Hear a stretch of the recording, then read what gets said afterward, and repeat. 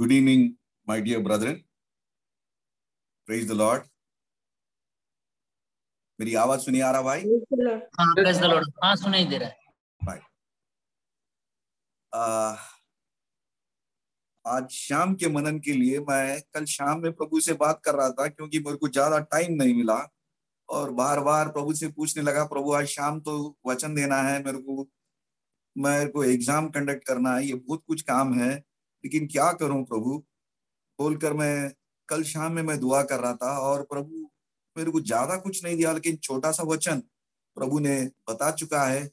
मुझे पता नहीं मैं कैसा बताऊं, लेकिन आज जो भी है मैं सोचता हूं कि प्रभु अपने आत्मा द्वारा, अपने स्पिरिट द्वारा तुम्हारे को और मेरे को अगुवाई करे और हमारे से बातचीत करे।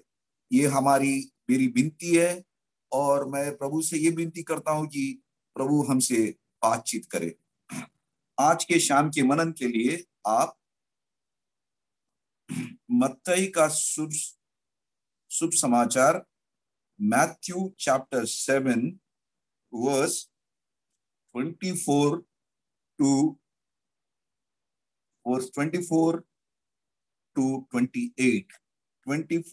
28 कोई ओडिया में पढ़िए या हिंदी में पढ़िए।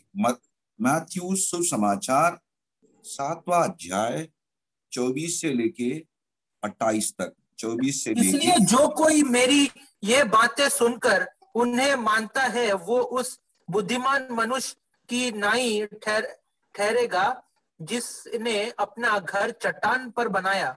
और मैं वर्षा और बूढ़े आई और आंधियां चली और उस घर पर टक्करें लगी, परंतु वो नहीं गिरा क्योंकि उसकी नेव चट्टान पर डाली गई थी। परंतु जो कोई मेरी ये बातें सुनता है और उन पर नहीं चलता वो उस निर्बुद्धि मनुष्य की नाई ठहरेगा जिसने अपना घर बालू पर बनाया। और मैं वर्षा और बाढ़े आई और आंधियां चली और उस घर पर टक्करें लगी और वो गिरकर सत्यानाश हो गया।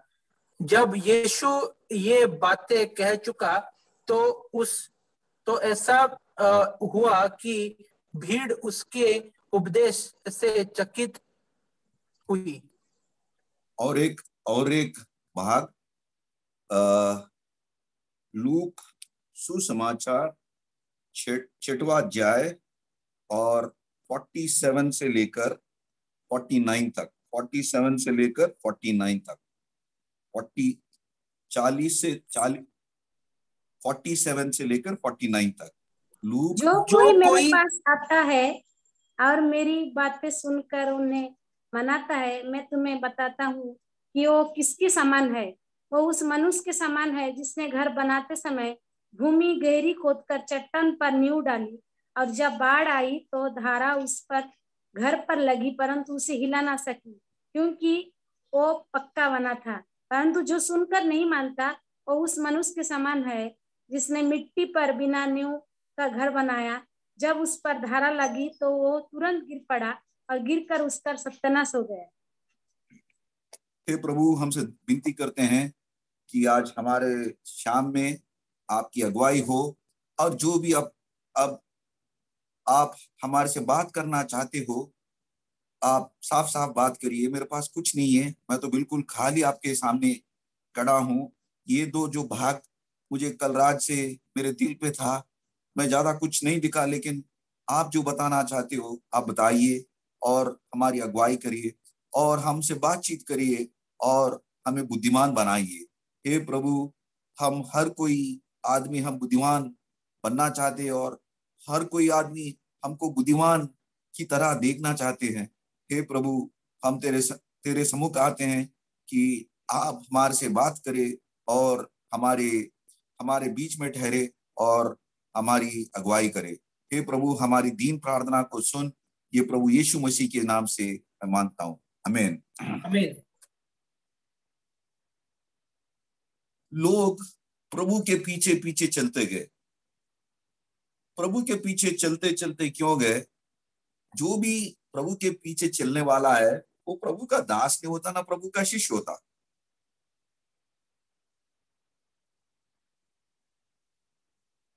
किसी लीडर के पीछे, किसी आदमी के पीछे जब लोग पीछा करते हैं तो हम ये नहीं सोचना कि पूरे हमारे साथ है, और ये भी नहीं सोचते कि ये भी जो लोग हमारे साथ ये हमारे हैं। जब प्रभु यीशु मसीह के साथ जो लोग उसके पीछे करते थे, बहुत सारे लोग उनके पीछा इसलिए करते थे कि ये प्रभु के अद्भुत कार्य देखने के लिए थोड़े जने रहते थे, और थोड़े जने रहते थे कि ये क्या पढ़ाता है या क्या करता है। हम ये फरीसियों को देखते हैं और जो स्क्राइब्स को देखते हैं, ये दो लोग तो प्रभु के पीछे ये इसीलिए पीछे जाते थे कि हम इसको गलत कहाँ पकड़े और कहाँ अंदर करें और कहाँ अंदर डालें, ठीक है। और थोड़े लोग तो ठीक है, पब्लिक जा रहे तो हम भी चलेंगे उसके पीछे, जो पब्लिक जा रहा तो हम भी जाएंगे उनके पीछे। थोड़े लोग हैं जो कम से लोग वो वो प्रभु की वचन को सुनना और मानने के लिए वो तैयार थे। लेकिन जो भी भीड़ है वो प्रभु की बात सुनने के लिए ज्यादा लोग नहीं थे। थोड़े लोग उनके अद्भुत कार्य देखने चाहते थे, थोड़े लोग वो क्या बता, चलो लोग चल रहे हम भी चले, और थोड़े लोग तो उनका गलतियां पकड़ने जाते थे, और बहुत सारे कम लोग उसके उनकी बात को मानने के लिए जाते थे।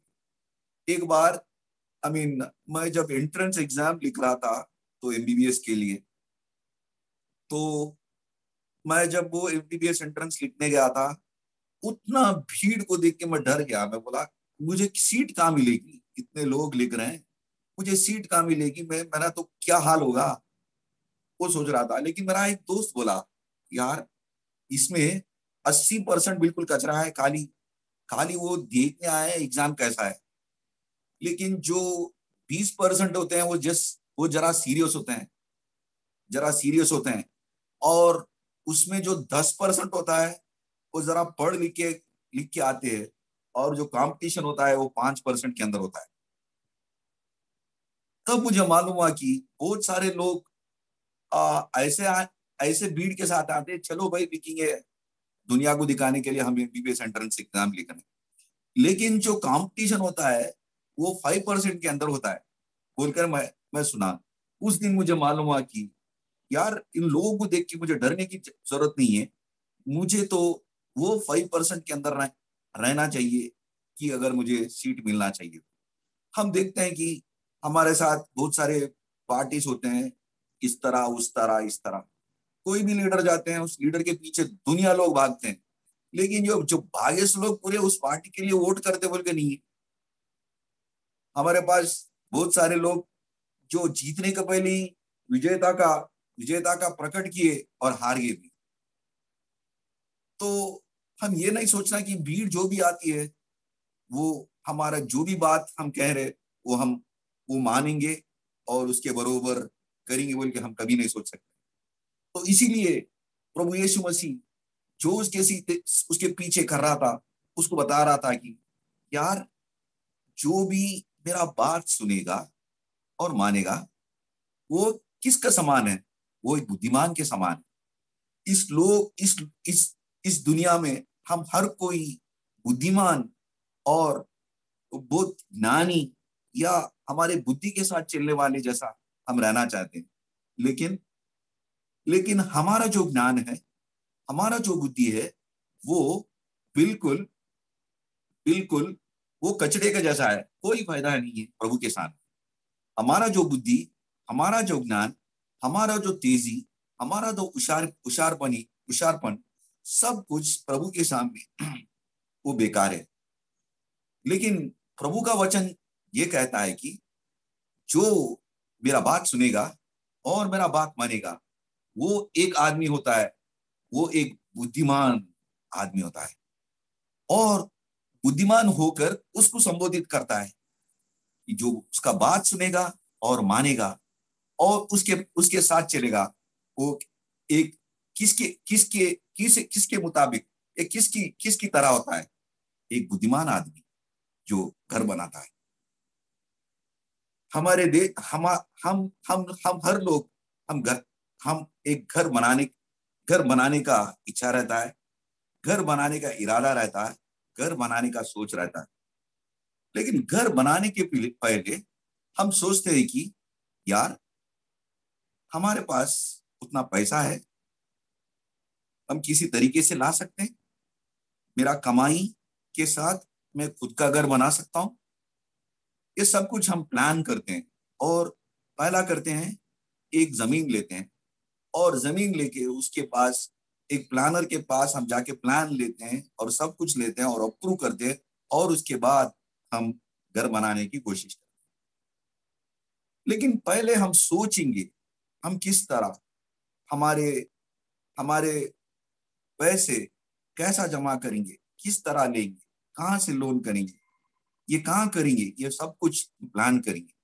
उसके बाद हम एक निर्णय लेंगे और आगे जाएंगे। जब भी हम घर बनाना चाहते हैं, हम हमारे लिए और हमारे बच्चों के लिए बनाना चाहते हैं, तो हम सोचते हैं कि इसका जिंदगी कोई 25 या 30 या 40 साल तक रहे, क्योंकि मैं जीऊं और मेरे बच्चे जी। और जब ये सोच करते हैं तो हम एक प्लानर के पास जाके हम बोलते हैं कि मेरे को घर बनाना है और मेरे को एक फ्लोर या 2 फ्लोर बनाना है। तब वो आदमी बोलता है ठीक है, आपको घर बनाना है तो पहला हम उसको नीचे से फाउंडेशन से हम उसको उठाना पड़ता है। तो हम बोलेंगे यार मैं 4 फीट या 5 फीट में अंदर जाऊंगा और वहां से पिलर बना के ऊपर आऊंगा, या मैं 4-5 फीट भूमि के अंदर खोदूंगा और पत्थरों के साथ मेरा फाउंडेशन बनाऊंगा या चट्टान बनाऊंगा। जब तक हम हमारा चट्टान कोई पत्थर पे नहीं होगा, unless our foundation is on a rock, our planning will be waste. जब तक हम ये नहीं सोचेंगे कि मेरा चट्टान कहाँ है, मेरा फाउंडेशन कहाँ है, मैं कितना अंदर जाऊं, मैं कितना जोरदार या भल वाला या कितना सीमेंट कितना ये मिक्सचर करके मैं एक पिलर डालूं, या मैं कितने पत्थर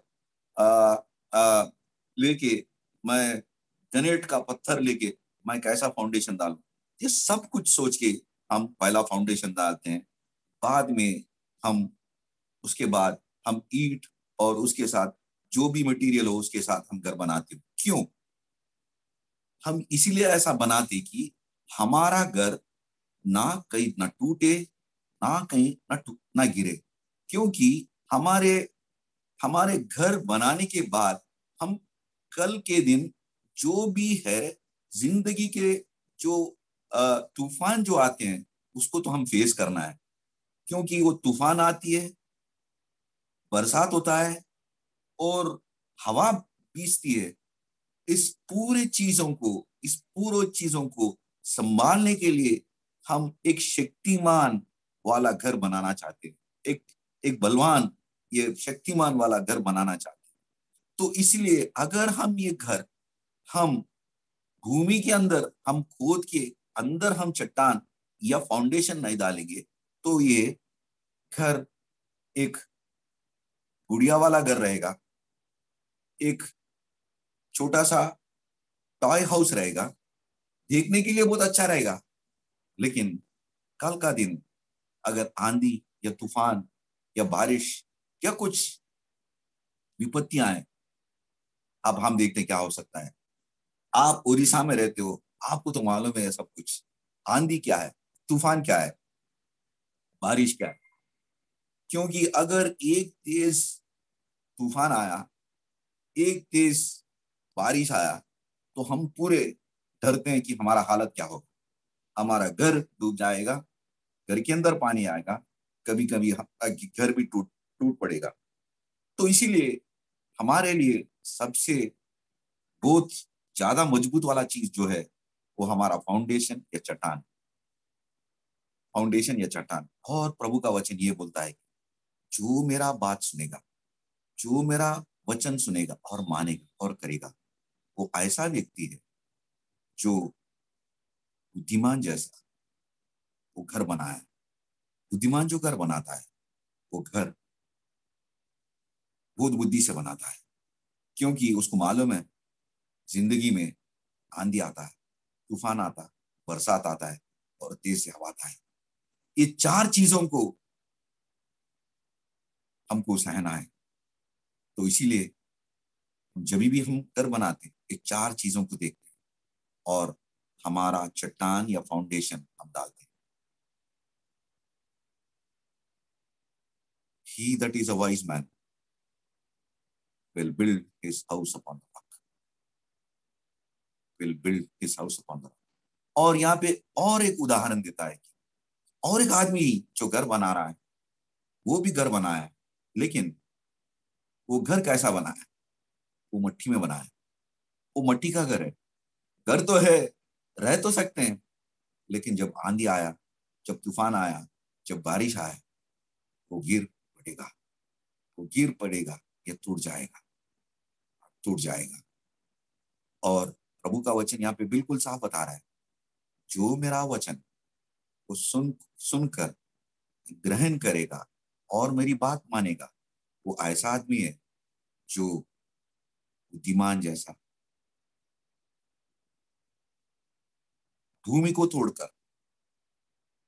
पत्थर को लेकर और पत्थर के ऊपर उसका चट्टान बना है।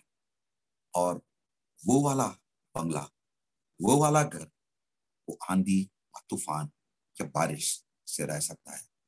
और जो भी आदमी मेरी बात सुनकर वो ना मानेगा और नहीं उसके तरीका नहीं करेगा, वो ऐसा आदमी है जो घर मट्टी में बनाएगा। देखने को बहुत सुंदर दिखेगा। जो बच्चों का घर बनाते हैं मिट्टी में, तुम देखते हैं वो बिल्कुल अच्छा बनाता है। समुद्र के किनारा जाता है और वो रेती को लेता है और पैर लगाता है और बिल्कुल अच्छा सा घर बनाता है। लेकिन एक बार एक हाथ के साथ मारे तो पूरा गिर जाता है।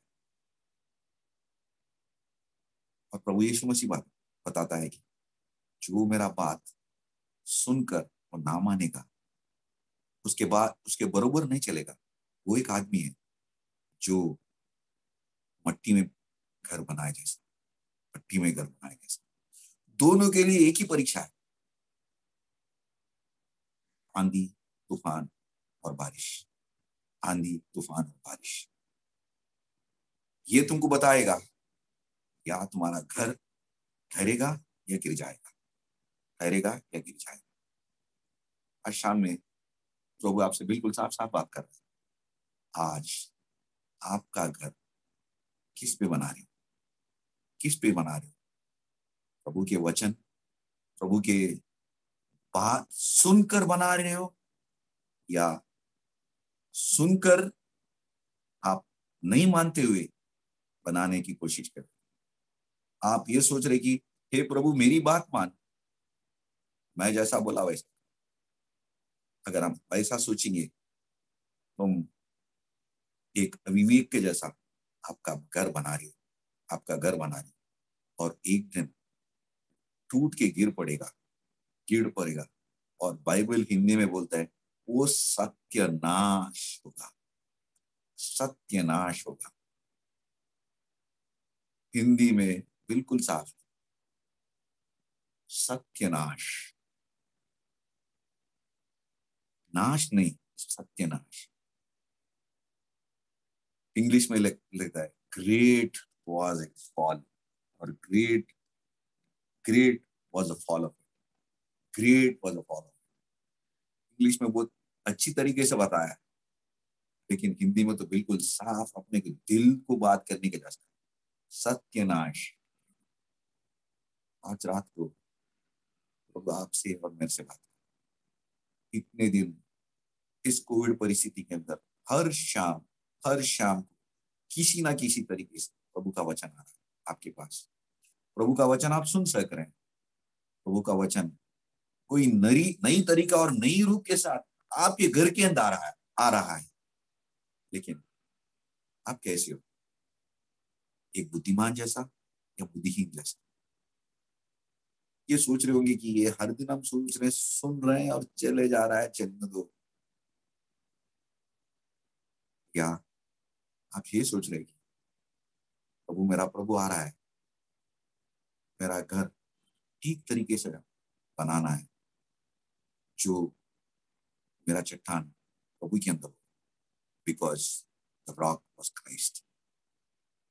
प्रभु मेरा पत्थर है, यीशु मसीह मेरा पत्थर है, उस पत्थर के ऊपर मेरा घर बनाऊंगा, और चाहे आंधी आंदो या तूफान आंदो, मैं एक बुद्धिमान के समान, मैं एक बुद्धिमान के समान।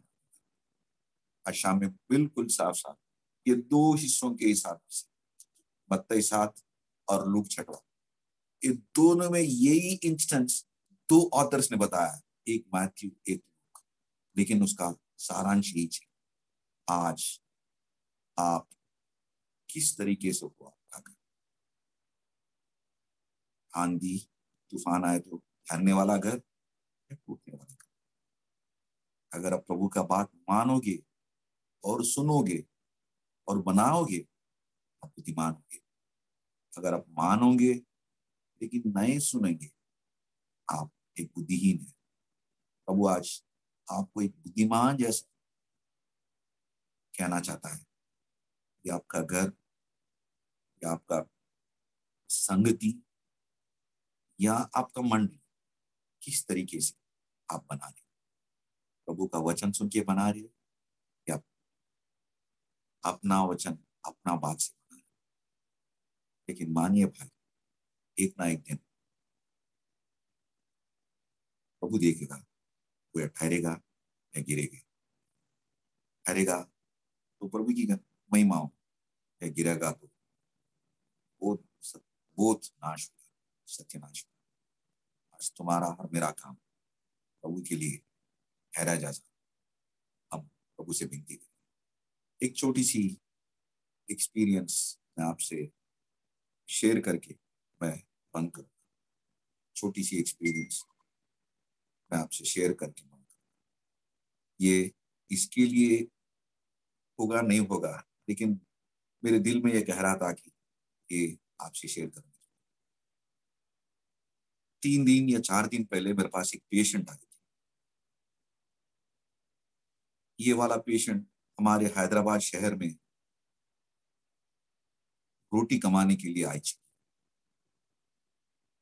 ये हम ऐसा मालूम होता है कि मैं उससे पूछा कहाँ से आ रहे हो आप? वो बोलती है कि मैं उड़ीसा से आ रहा हूँ। उड़ीसा बोले तो आंध्रा और उड़ीसा के बीच में तेलुगु बात करने वाले आदमी जैसा औरत जी। उसका, उसकी बेटी और उसका जो सन इन लॉ, उसका बेटी का मर्द, वो आ चुके हैं मेरे पास। और मैं जब इसको बोला कि यार मैं हैदराबाद में तेरा इलाज कैसा करूं, आप तो हमारे राष्ट्र के नहीं हो, आप चले जाओ भुवनेश्वर या कटक। वो बोलते हैं कि साहब हमने उस देश को छोड़कर 15-20 साल हो चुके हैं, हम यहीं कहीं झोपड़पट्टी में रहते हैं और बंगला बनाते हैं और हम पैसे कमाते हैं, हमारे पास कोई कुछ नहीं। और उसका हालत सही नहीं था। जब मैं उसको एग्जामिन किया तो मालूम हुआ कि उसका एक ब्रेस्ट कैंसर। लेकिन उसको सांस बहुत छिड़ने लगी, और जब हम मालूम हुआ कि उसके फेफड़े के अंदर कैंसर फैल चुका है और फेफड़े के अंदर पानी आया, अगर हम पानी निकालेंगे तो थोड़ा बहुत बचेगी, लेकिन पूरा बचने का चांसेस कम है। तो हमने अब हमारे एक सर्जन से पूछे और बात करी कि यार हमारे लिए काम कर। उन्होंने किया, लेकिन वो बहुत क्रिटिकल था, वो बहुत मुश्किल था। लेकिन प्रभु ने उस पेशेंट का विश्वास को देखा और वो प्रोसीजर के अंदर से बाहर आई और उसकी सांस की तकलीफ कम हुई। लेकिन उसके बाद हमारे वार्ड के अंदर आई और हम डॉक्टर्स उसका देखभाल करना था। तो मैं कल मैं बहुत जल्दी में था, पेशेंट को सही तरीके से नहीं देखा, और उसको मैं उसका जो अटेंडर आया था उसको मैं बोला यार मैं अभी नहीं, बाद में बात करूंगा। लेकिन जब मैं घर आया तो मेरा दिल में एक बोझ और एक एक बर्निंग डिजायर या बोझ था कि मैं फिर हॉस्पिटल जाऊं और वो पेशेंट और दूसरा पेशेंट, दो पेशेंट को देखूं, क्योंकि मेरा ये डर था कि वो मर जाएंगे और आज मैं नहीं देख सकता उसको, और उनके मरने के पहले मैं प्रभु की वचन उसको बताना है, क्योंकि अगर मैं छूट गया तो मेरे हाथ से छूट जाएगी। तो कल शाम में मैं सोच रहा था, प्रभु से यही बात कर रहा थी, प्रभु मैं थक गया, कल सुबह जाके देखूंगा, सुबह सुबह पहले जाके मैं उसको देखूंगा। लेकिन मैं मेरा दिल में चंचल चंचल और परेशान थी कि जब तक मैं वहां से ना निकला, वहां से ना घर से ना निकला, मैं मेरा मेरा दिल स्थिर नहीं था। ममता जैसे आपको मेरा दिल चंचल था। तो मैं बोला, मेरी बीवी से बताया कि मेरे को 15 मिनट दे, मैं हॉस्पिटल तक जाके मैं गया और सीधा उस पेशेंट को देखा। वो सो रही थी और और तकलीफ में थी। तो मैं उसको जाके मैं खुला खुला बताया कि देख, आपकी हाल उतना सही नहीं है, मैं कोशिश कर रहा हूँ और मैं प्रभु से यही विनती करता हूँ कि वो तुझे ठीक करे, वो तुझे ठीक करे। और मैं उसको हल्लू हल्लू प्रभु का वचन मैं उसको सुनाया, और मैं बोला जो भी है तेरे को ठीक करने वाला प्रभु है। मेरे से ज्यादा जितना होता मैं उतना कोशिश करूंगा, लेकिन जो ठीक करने वाला प्रभु है। और मैं हल्लू उसका थोड़ा थोड़ा मैं उसको प्रभु का वचन देना शुरू किया। जब मैं प्रभु का वचन देना शुरू किया, वो बोली कि हाँ मेरा प्रभु महान है, वो बिल्कुल अद्भुत करेगा, वो ठीक करेगा, ये करेगा, वो करेगा। ये लगता है कि ये औरत थोड़ा बहुत पेंतिकोस्त वो लेवल में थी, लेकिन मेरे को मालूम हुआ कि ये प्रभु का बारे में ही जानती है।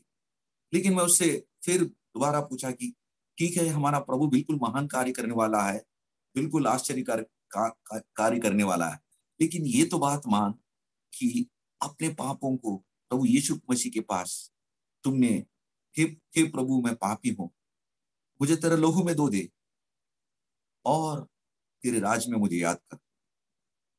यीशु मसीह से ये बात अब मांगी क्या?